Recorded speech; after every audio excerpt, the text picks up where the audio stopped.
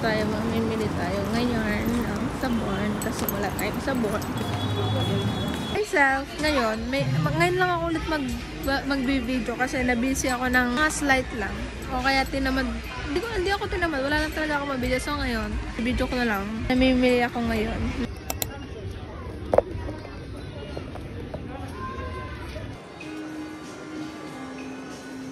My ideal bedroom.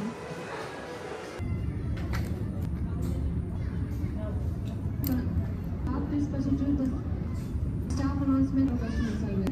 Any ladies person or customer service immediately.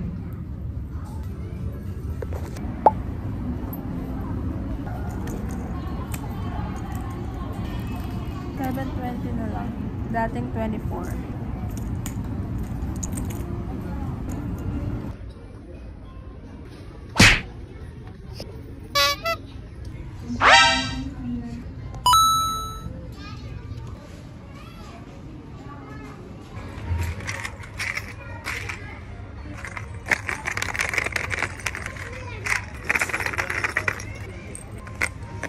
Bili ko ng gold pag naka-ipon na ako guys.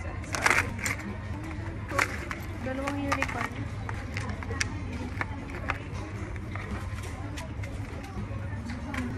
Paparinig ako sa inyo. Offer price 20 grams only. Going for payment.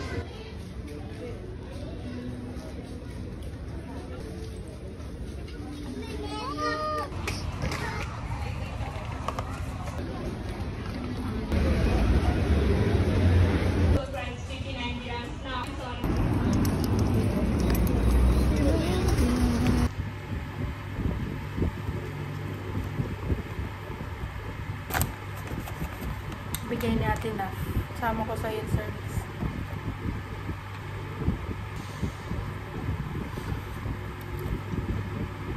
Hindi ko alam kung sino nagluto na tong manok.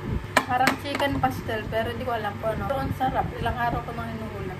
Yummy. Kahit mataas sa calories. Araw-araw ko inuulam. Tinatanggal ko yung balat ng manok.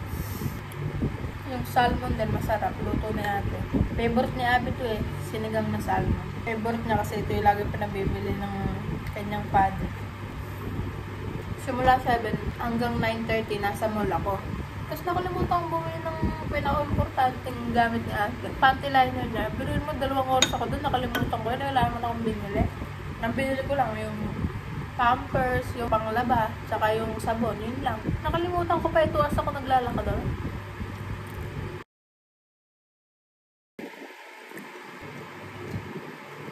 Sabihin ko lang, no? Yung biryani, tsaka yung, ano pa kinakain namin? Yung mandi, gusto ko siya. Pero, kung papipiliin ako kung biryani o mandi, ewan, siguro 50-50, ano sila?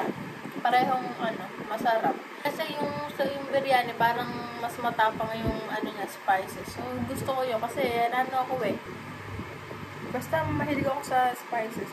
Tapos yung mandi, nagustuhan ko siya dahil dun sa mga side dishes niya. Tapos yung rice, hindi siya yung ganun nakakabusog. Tapos makakarami ka ng rice. Share ko lang. Hindi ko pa nagugustuhan. Alam ko magugustuhan ko is yung chai, yung samosa, tsaka yung panipuri. Kasi yung panipuri, kasi pinatingin sa akin ni Kuya, pinununan sa butas. Parang naduduwal ako sa Siguro kung konti lang yung sabaw, magugustuhan ko siya. Pero pag maraming sabaw na hindi ko alam kung ano sabaw, siguro hindi ko siya magugustuhan pag madaming sabaw. Sa samosa naman, hindi ko maintindihan kung hindi ko gusto sa samosa, pero yung breading masarap. Yung loob, hindi ko pagamay kung ano yung nasa loob. Muli naman, ano yung muli sinabi ko? Ano sinabi ko? Wait, ako ulitin yung video. Yun, napanood ko na yung video. So, yung isa kong, hindi pa gusto talaga totally is yung chai. Kasi, sobrang tamis niya. Hindi ko alam. Siguro, ayoko lang, iniisip ko lang yung yung diet ko. Kasi nga, ayoko nang matamis-tamis. Eh, yung chai kasi, sobrang tamis. Parang tinunaw na asukal, gano'n. 90% na sugar, tapos 10% na tea. Gano'n. Pero maraming may gusto nun. Kahit sa mga Pilipino, gusto yan. Si Kuya Ando yan, nasawa na ata. Ginawa niya ako nun. Nagustuhan ko naman kasi talaga, matamis talaga yung chai. Tapos, pili ka magugustuhan ko siya in the future. Soon. Tsaka gusto ko rin pala yung Lokaima. Para lang siyang butsi-butsi. Basta bola-bola na matamis.